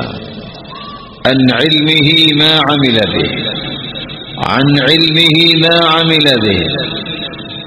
اے بندے بتاؤ جو کچھ تو نے سیکھا، سنا، پڑھا، اس کے مطابق عمل کتنا کیا. وعن شبابه فيما أبلى. اے نوجوان تجھے جوانی کی نعمت سے نوازا گیا تھا، تو نے یہ جوانی خرچ کہاں کی. وعن ماله من أين اكتسب. مال تیرے پاس آیا تو کہاں سے آیا تھا. وفيما أنفقه. بتاؤ یہ مال جب مل گیا تجھے تو نے خرچ کہاں کیا. کیا جواب ہوگا ان نوجوانوں کا جن نوجوانوں نے اپنی زندگیوں کو بغیر کسی مقصد سے گزارنا پسند کر لیا. اور عبداللہ بن مسعود رضی اللہ تعالی عنہ کہا کرتے تھے انی لأکرہ الرجل اذا كان فارغا لا من عمل الدنیا ولا من عمل الآخرہ. مجھے سب سے برا انسان وہ لگتا ہے جو نہ دنیا کا کام کرے نہ دین کا کام کرے، نہ وہ قوم و ملت کا سرمایہ بنے اور نہ وہ آخرت کی تیاری کرے. آج وقت ہے، اس وقت کو غنیمت جانیے. اپنے وقت کو بہترین بنانے کے لیے اپنے وقت کو ایک ترتیب سے چلائیے. صحابہ کرام کس طرح وقت کا استعمال کرتے تھے. كانوا يستغلون الفرص. کس طرح اپنے وقت کا استغلال کرتے تھے. حیرانگی کی بات ہے ابو الدرداء اور عبداللہ ابن مسعود رضی اللہ تعالیٰ عنہ کیا فرماتے ہیں ما ندمت على شيء ندمی على يوم. مجھے آج تک کسی چیز پہ ندامت نہیں ہوئی سوائے اس دن کے غربت شمسه نقص من اجلی ولم يزدد فيه عملی. ایسا دن جو پورا ہو گیا لیکن میری زندگی سے تو کم وہ دن ہو گیا لیکن میں نے اس میں کوئی نیکی نہیں کی، اس سے مجھے افسوس ہوگا. اور کس طرح وہ الدرداء رضی اللہ تعالی عنہ کہا کرتے تھے لیلک طویل فلا تقصره بمنامك ونهارك نقی فلا تدنسه بآثامك. اے نوجوان رات بہت لمبی ہے، سو کر اس کو چھوٹا نہ کرو. دن بہت ہی پیارا اور اجلا نظر آتا ہے، اس کو اپنے گناہوں سے گدلا نہ کرو. رسول اللہ صلی اللہ علیہ وسلم نے فرمایا تھا نعمتان مغبون فیہما کثیر من الناس الصحة والفراغ. 2 نعمتوں کی انسان قدر نہیں کرتا، ایک صحت اور ایک وقت. والنعمت اذا فقدت عرفت. نعمت کا احساس اس وقت ہوتا ہے جب انسان کے ہاتھ سے چھن جاتی ہے. ولدتك أمك يا ابن آدم باكيا والناس حولك يضحكون سرورا فاحرص على عمل تكون بفعله في يوم موتك ضاحكا مسرورا. اے انسان جب تم پیدا ہوئے تو تم رو رہے تھے. اللہ کا یہ قانون ہے. اور آپ کے ارد گرد جتنے تھے وہ مسکرا رہے تھے کہ اللہ نے بیٹا دیا ہے. زندگی ایسی گزارو کہ جب تم دنیا سے جا رہے ہو تو تم مسکرا کے جا رہے ہو، تمہاری زبان پہ کلمہ ہو اور دنیا والے تمہارے فراق میں رو رہے ہو. اور یاد رکھنا يا من بدنياه اشتغل وقد غرك طول الأمل الموت يأتي بغتة والقبر صندوق العمل. لمبی امیدوں سے اپنے آپ کو بچا لو. دنیا کے نشے میں دھت ہونے والا اور لمبی امیدوں کے پیچھے اپنی پوری زندگی کھپا دینے والا. موت اچانک آتی ہے اور جب موت آتی ہے تو بتا کے نہیں آتی. جو کچھ عمل ہے وہی قبر میں لے کے جانا ہے. اذا مات ابن آدم انقطع عمله الا من 3 من صدقة جارية او علم ينتفع به او ولد صالح يدعو له. انسان جب دنیا سے چلا جاتا ہے تو اس کے لیے کیا چیز باقی رہتی ہے؟ يتبع المیت ثلاثہ، میت کے ساتھ 3 چیزیں جاری ہوتی ہیں، اہلہ ومالہ وعملہ. اہل و عیال بھی جا رہے ہیں. مال و دولت پہلے زمانے میں لونڈیوں غلاموں کی شکل میں اور خچر اور گھوڑوں کی شکل میں جاتا تھا. آج متحدی میں کام کرنے والے اور گاڑیوں کی شکل میں قبرستان تک لوگ جاتے ہیں. فَيَرْجِعُ اثنان وَيَبْقَى مَعَهُ وَاحِدٌ وَهُوَ عَمَلُ. اہل و عیال بھی واپس آ جاتی اور چارپائی بھی خالی آ جاتی ہے. غلام، متحدی میں کام کرنے والے، گاڑیاں بھی خالی آ جاتی ہیں. قبر میں جو چیز انسان کے ساتھ جاتی ہے وہ اس کا عمل جاتا ہے. اس لیے اپنے عمل کو درست کر لیا جائے. میری اللہ رب العزت سے دعا ہے، اللہ رب العزت ہمارے گناہوں کو معاف فرمائے، ہماری خطاؤں سے درگزر فرمائے. الہ العالمین، ہم کمزور ہیں، ہمیں ایمانی قوت نصیب فرما، ہمیں فتنوں سے بچا، ظاہری اور باطنی فتنوں سے ہماری حفاظت فرما. الہ العالمین، جتنے یہ بات سن رہے ہیں اگر کوئی روحانی یا جسمانی بیمار ہیں تو ان کی بیماریوں کو شفاؤں میں بدل دے. جو کسی مصیبت میں ان کی مصیبتوں کو خوشیاں بنا دے. جو کسی تنگی میں اے اللہ ان کی تنگیوں کو آسانیاں بنا دے. مولا کریم صاحب اولاد ہیں تو ان کی اولاد کو نیک بنا، دست و بازو بنا، آنکھوں کی ٹھنڈک بنا اور صدقہ جاریہ بنا. اور جو اولاد کی نعمت سے محروم ہے اے اللہ ان کی جھولیوں کو بارونق بنا دے. الہ العالمین، صاحب مال ہیں تو ان کے مال میں برکت فرما دے اور ان کو حلال اور وافر اور عطا فرما. فتن اور آزمائشوں سے بچا اور تقوی نصیب فرما. اور بے روزگار کو بھی تو تونگر بنا. اے اللہ مقروض کے غیبی خزانوں سے مدد فرما. الہ العالمین، جس طرح آج تیرے گھر میں جمع ہیں ہمیں خاتمہ بالایمان نصیب فرما. جب تک رکھنا ایمان سے رکھنا، جب بلانا تو ایمان کی خوبصورت کیفیت میں بلانا، اور ہمیں جنت الفردوس میں جمع فرما. الہ العالمین، ہمیں اپنے محبوب کی رفاقت نصیب فرما اور اپنے دیدار کا مستحق بنا. سلف صالحین یہ دعا کیا کرتے تھے جو آج میرے لیے اور آپ کے لیے بہت پیاری دعا ہے. اللہم اجعل بسمتی عادہ، اے اللہ مسکرانے کو میری عادت بنا دے. وہ حدیثی عبادہ، میری ہر بات کو اے اللہ عبادت بنا دے. وہ حیاتی سعادہ، اے اللہ مجھے سعادت کی زندگی بنا دے، میری زندگی کو سعادت کی زندگی بنا دے. وہ موتی شہادہ، اور موت جب آئے اے اللہ شہادت کی موت آئے. ربنا آتنا فی الدنیا حسنہ وفی الآخرة حسنہ وقنا عذاب النار. میں آخر میں اپنے ان تمام احباب گرامی کے لیے دعا کرتا ہوں. الہ العالمین، جنہوں نے یہ نیکی کی مجالس کا اہتمام کیا، اللہ رب العزت ان کے لیے یہ عمل تو شے آخرت بنائے اور دنیا اور آخرت میں ان کو عزتوں، رحمتوں، راحتوں، برکتوں سے نوازے اور قیامت کے دن صلحاء اور صدیقین کی صفوں میں کھڑا فرمائے. وآخر دعوانا الحمدللہ. بسم اللہ الرحمن الرحیم. عبداللہ بن مبارک رحمۃ اللہ علیہ فرمایا کرتے تھے، من تہاون بالآداب، جو ادب و آداب میں سست ہوتا ہے، حرم من النوافل، وہ شخص نوافل سے بھی محروم ہو جاتا ہے. ومن تہاون بالنوافل حرم من السنن، جو نوافل میں سست ہوتا ہے اس سے سنتیں بھی ایک دن چھوٹ جاتی ہیں. ومن تأدب بأدب اللہ صارت من محبت اللہ، جو اللہ کے ساتھ ادب کو باقی رکھتا ہے وہ اللہ تعالیٰ کا محبوب بنتا ہے. سوچنے کی بات ہے، چند ایام انسان گزار کے جھوٹی اور سچی ڈگری لیتا ہے اور جب اپنا نام لکھتا ہے تو اس کو باقاعدہ انڈر بریکٹ لکھتا ہے کہ میں نے ماسٹر کیا، میں نے MBA کیا. عقیدۃ اہل سنت والجماعہ، جو عقیدہ ہے قرآن و سنت کے موافق، اس کا یہ اصول ہے کہ الادب مع اللہ الادب مع رسولہ والادب مع خلقہ، اللہ کا ادب، اس کے رسول کا ادب اور مخلوق کا ادب، یہ ایک مومن کی شناخت ہے۔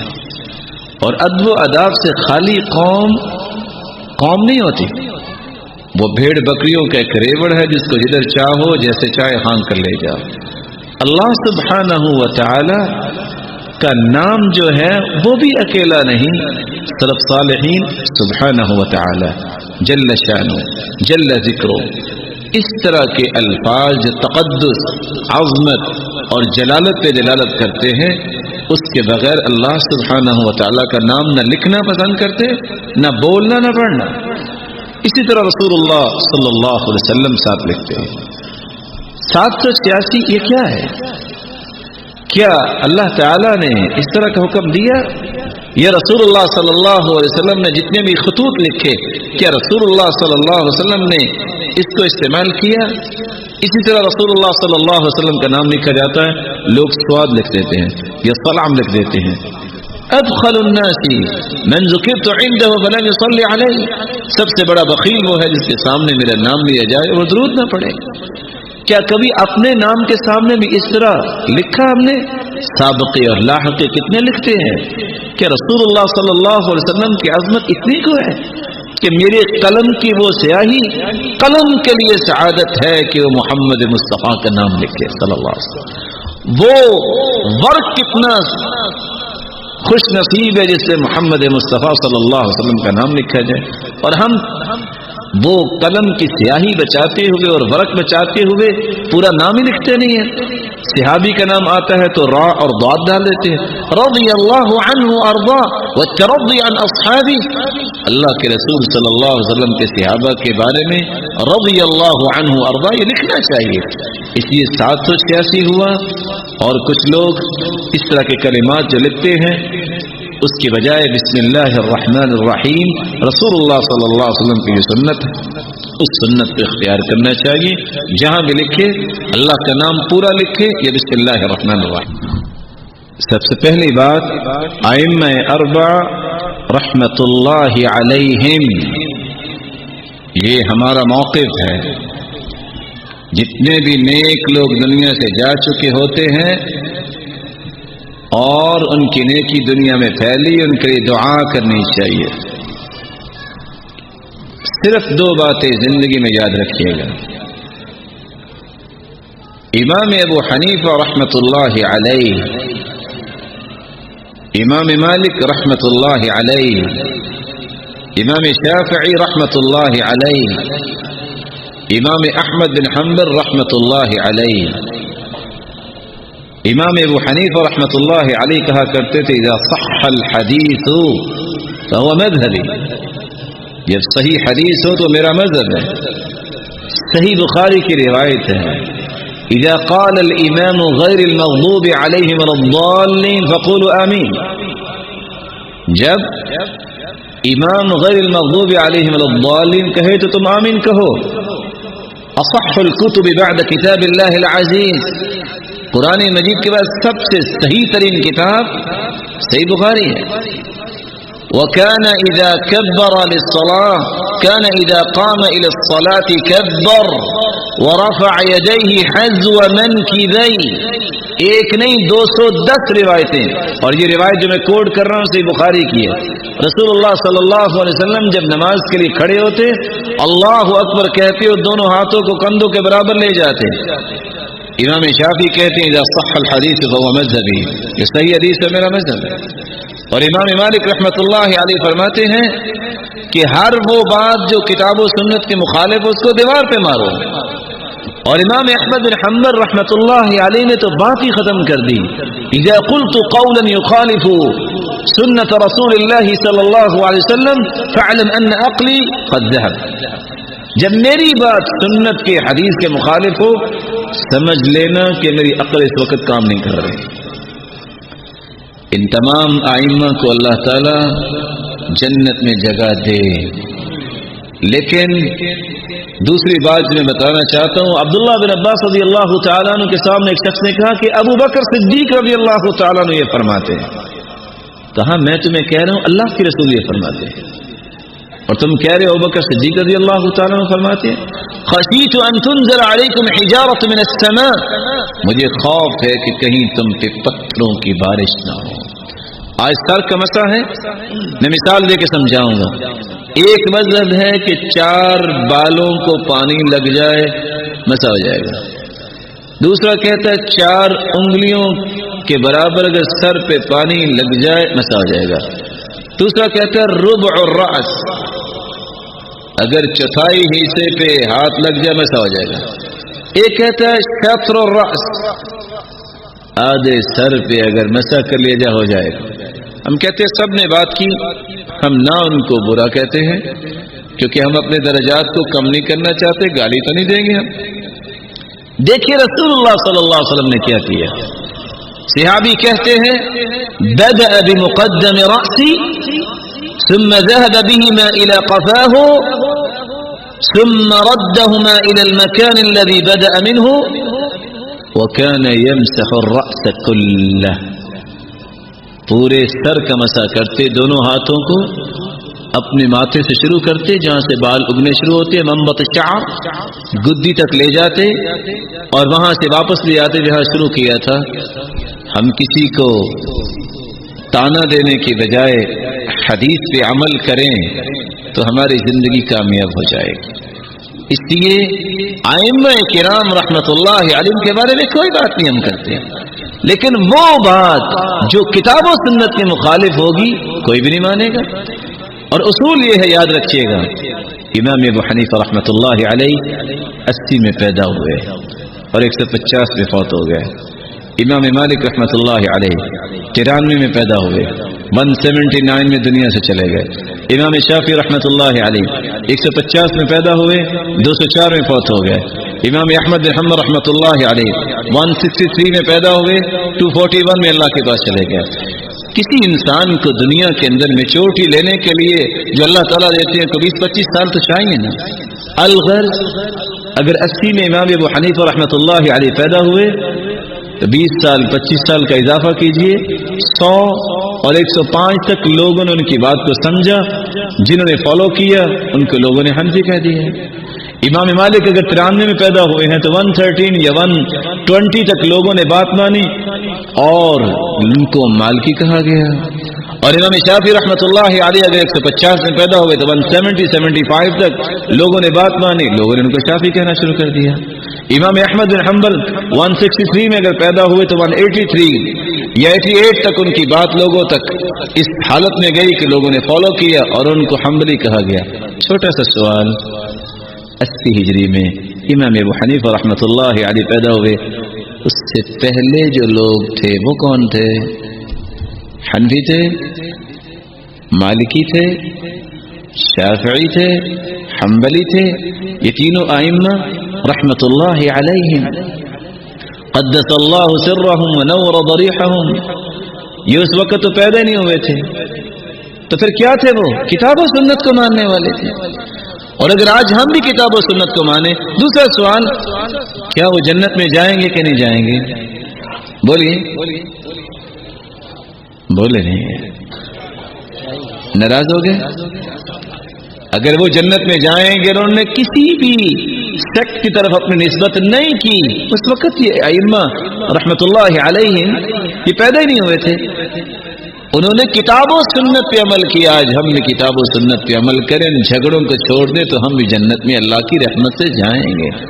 اور اگر کوئی کہہ دے کہ وہ جنت میں نہیں جائیں گے کیونکہ ان کا تو کوئی، وہ لوگ کہتے ہیں نا ان کا تو مذہب ہی کوئی نہیں ہے جو کسی کی تو نسبت نہیں کرتا، اگر صحابہ اور تابعین جنت میں نہیں جائیں گے تو پھر جائے گا کون جنت میں؟ یہ اصول ہمیشہ یاد رکھیے گا، کبھی آپ کو اللہ کی رحمت سے کوئی پھسلانے کے لیے قوت نہیں دکھائے گا۔ سوال یہ ہے کہ ظلم کتنا کو سہا جا سکتا ہے؟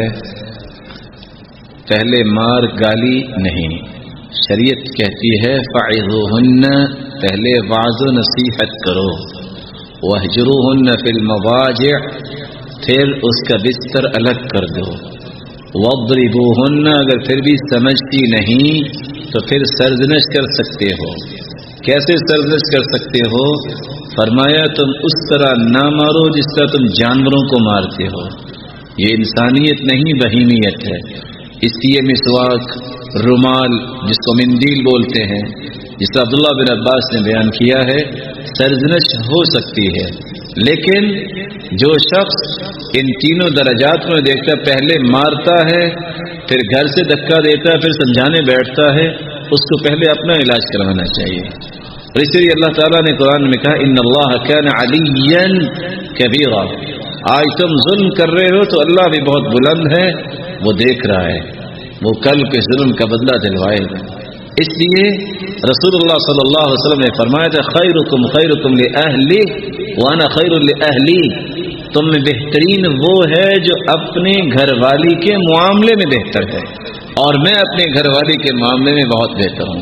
ما ضرب رسول اللہ صلی اللہ علیہ وسلم خادما ولا امرأة، اللہ کے رسول صلی اللہ علیہ وسلم نے زندگی میں نہ کسی خادم کو مارا ہے، نہ کسی عورت کو مارا ہے، اپنی بیوی کو مارا ہے، تو وہ ہمارے لیے قدوہ ہیں۔ اللہ رب العزت ہمیں نیک ہدایت نصیب فرمائے۔ ماں کو چاہیے کہ وہ اللہ سے ڈر جائے۔ کتنی مائیں روتی ہیں کہ ہمارے بچے نیک کام کریں، اور اگر اس کے بچے نے نیک کام کیا ہے تو اس کے دل میں جو یہ خلل پیدا ہوا ہے، اس کو فوراً 3 مرتبہ استغفر اللہ ربی من کل ذنب واتوب الیہ کہنا چاہیے تاکہ اللہ تعالیٰ معاف فرمائے، اور خوش ہونا چاہیے، شکر ادا کرنا چاہیے کہ اس کے بچے نے کوئی نیکی کا کام کیا ہے، اس پہ ناراضگی نہیں ہونی چاہیے۔ ولا طاعۃ لمخلوق فی معصیۃ الخالق، اگر ماں روکتی ہے کسی نیکی سے یا برائی کا حکم دیتی ہے تو اس کی بات ماننا ضروری نہیں ہے، لیکن احترام پھر بھی نہیں چھوڑا جائے۔ رسول اللہ صلی اللہ علیہ وسلم نے فرمایا الرؤیا الصالح من اللہ والرؤیا السوء من الشیطان، نیک خواب اللہ کی طرف سے ہوتے ہیں اور برے خواب شیطان کی طرف سے۔ اور تیسری بات اضغاث احلام، بسا اوقات انسان دن میں کچھ سوچتا ہے، وہی تخیلات رات کو عود کراتے ہیں۔ اس لیے اگر اچھا خواب ہو تو وہ بھی کسی کو نہ بتائے الا علی عالم او ناصح، کسی عالم ربانی کو اور جو صحیح نصیحت کرنے والا ہے۔ اور برا خواب آئے تو سب سے پہلا کام یہ کرے کہ اٹھ کے بائیں طرف منہ کر کے 3 مرتبہ تذکارے اور اعوذ باللہ من الشیطان الرجیم پڑھے اور صدقہ دے تاکہ اللہ تعالیٰ ہر قسم کی برائی سے بچائے۔ رہا خواب تو اس کے بارے میں میرے پاس کوئی علم نہیں کہ اس کا مفہوم کیا ہے، میں دعا یہ کرتا ہوں کہ اللہ تعالیٰ اس بہن کے لیے خیر فرمائے۔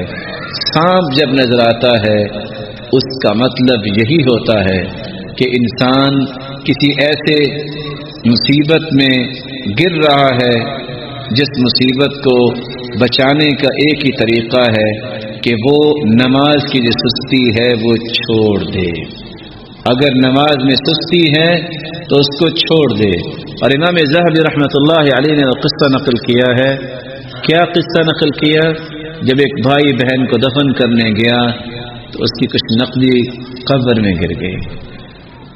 قبر بند کی، کہتا ابھی بند کی ہے، کھول کے نکال لیتا ہوں۔ جب کھولی قبر فإذا القبر يشتعل عليها نارا، پوری قبر آگ سے بھری ہوئی تھی۔ ففزع الرجل الى بيتي، وہ شخص بھاگا اپنے گھر کی طرف، کہتا یا امّا اخبرینی ماذا تفعل اختی، بتاؤ میری بہن کیا کرتی تھی؟ تو کہا کچھ بھی نہیں۔ کہا نہیں بتاؤ۔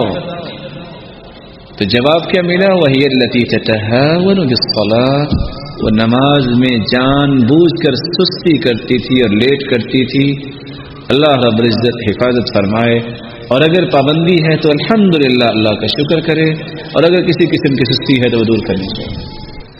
نہا رسول اللہ صلی اللہ علیہ وسلم عن الاغلاطات، ایسے سوالات سے رسول اللہ صلی اللہ علیہ وسلم نے منع کیا ہے کہ اس کا دینی فائدہ نہ ہو۔ اگر ذکر کیا گیا ہے تو کیا نقصان ہوا ہے؟ اب لی 5 لفظ سے 50 نیکیاں مل گئی ہیں۔ اللہ تعالیٰ نے اس کا تذکرہ کیا ہے، لا يسأل عما يفعل وهم يسألون، اللہ تعالیٰ نے جو بھی کیا ہے اس کے بارے میں پوچھا نہیں جا سکتا۔ اس لیے سوال، حسن السؤال نصف الجواب، اچھا سوال آدھا جواب ہوتا ہے۔ والسائل تعنتا لا يستحق الجواب، اور امام نووی فرماتے ہیں جو کسی کے علمی پیمائش کرنے کے لیے سوال کیا جائے اس کا جواب ضروری نہیں ہوتا۔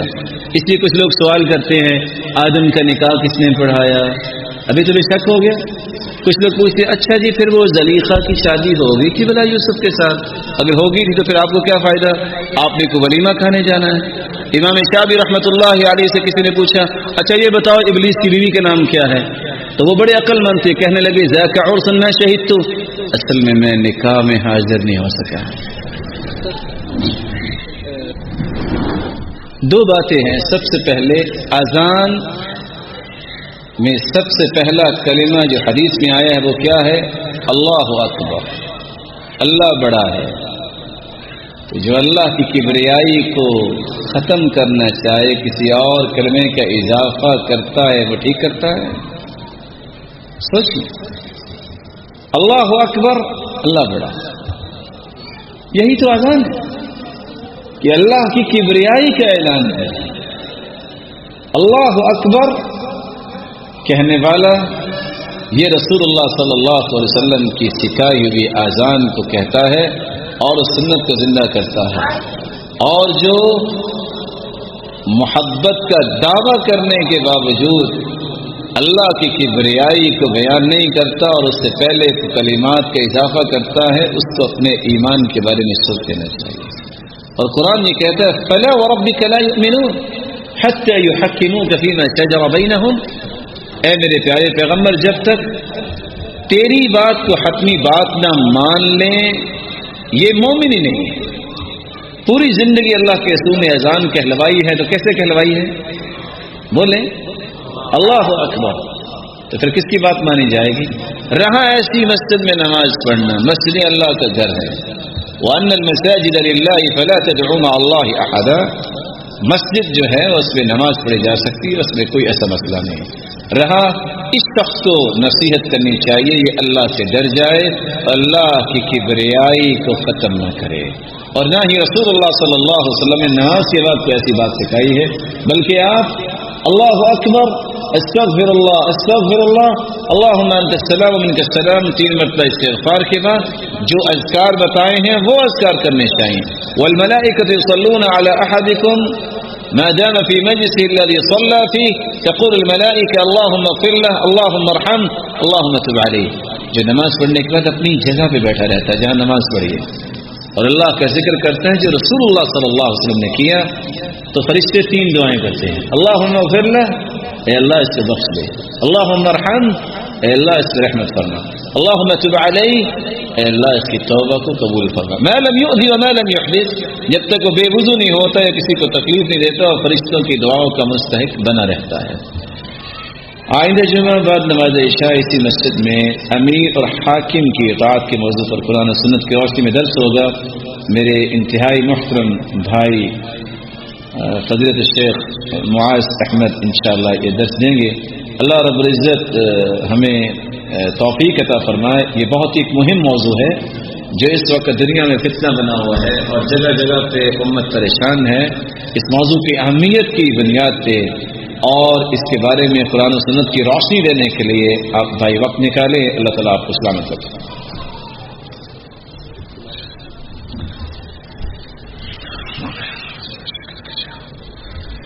اعوذ باللہ من الشیطان الرجیم،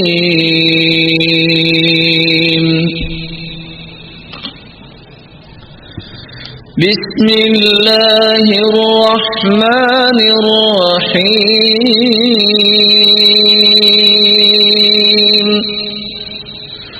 الرحمن علم القرآن،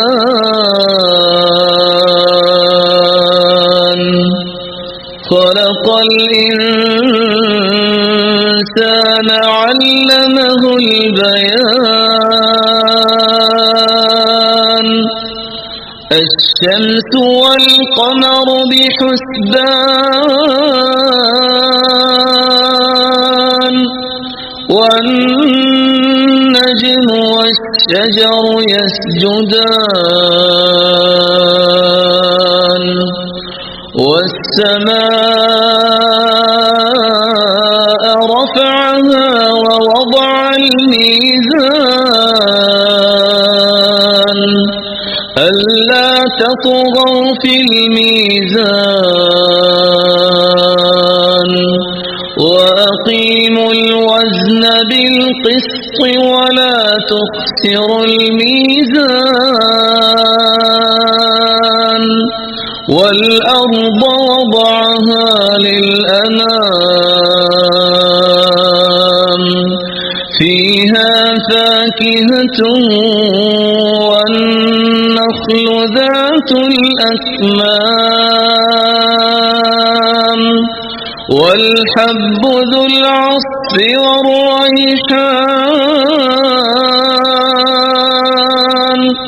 فبأي آلاء ربكما تكذبان خلق الإنسان من صلصال كالفخار وخلق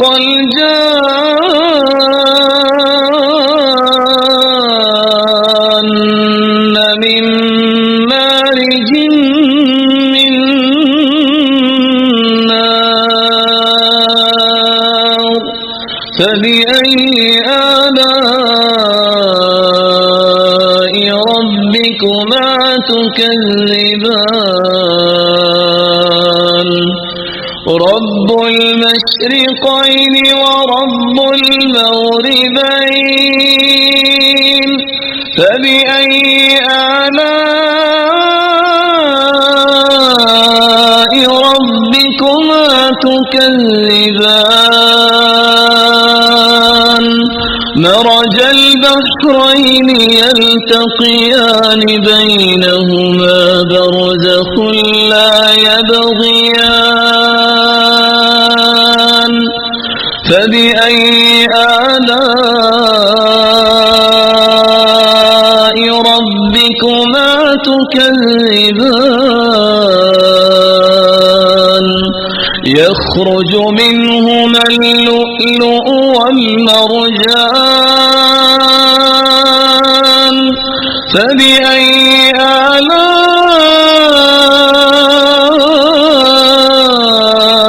ربكما تكذبان فبأي آلاء ربكما تكذبان وله الجوار المنشآت في البحر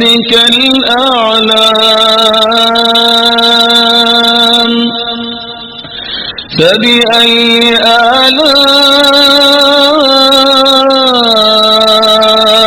ربكما تكذبان كل من عليها فان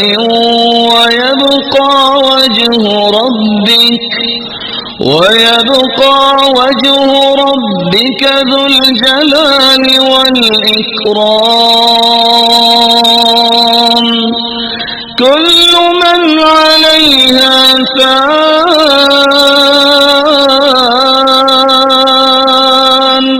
ويبقى وجه ربك ذو الجلال والإكرام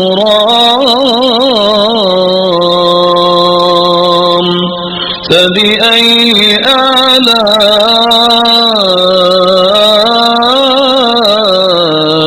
ربكما تكذبان